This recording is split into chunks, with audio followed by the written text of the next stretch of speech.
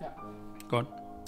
Ja, mit navn det er Sten Møller, og jeg er sammen med nogle mennesker, som gerne vil med til at medvirke i et projekt her på her fabrik. I de senere år i Danmark, der er en lang række industrier, der er blevet nedlagt og taget ud af Danmark. Især produktionsindustrier. Og det betyder, at den lang række fabrikker, der står tom, især i yderdistrikterne. Her står en af dem, det er Tata ude i Æbeltoft Færgehavn. Og der har vi tænkt os at gøre noget. Der er cirka 8.000 kvadratmeter produktionshal, og der er 1.450 kvadratmeter administration.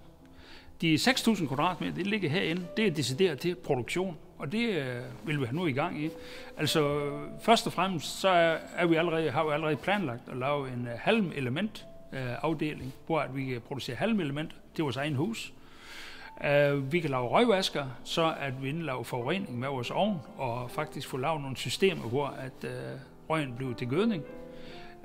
Vi kan samle ålgræs herude langs stranden, hvor at det så kan blive til isolering. Og der er også mulighed for, at der er en lang række andre virksomheder. Blandt andet, der er helt den ene langside, der vil du kunne lave små værksteder, hvor at det kan være små værksteder, hvis det er det, man har behov for. Det kan være renovering af elektronik. Vi kan lave genbrug af vinduer. Der er en lang række muligheder i relatering til udvikling af byggeri, men også andre ting. Altså, der er sådan set et bredt spekter. Det er bare det drejer sig om der. Det er produktion. Når vi så kommer herind, der mener vi så, at det vil lægge mere op til, at her er rum på 1.000 kvadratmeter her, og derinde er 500 kvadratmeter. Jamen, det lægger mere op til, at her kunne godt laves scener, her kunne laves koncerter, her kunne laves teater, her kunne laves film, her kunne laves udstillinger med malerier og skulpturer.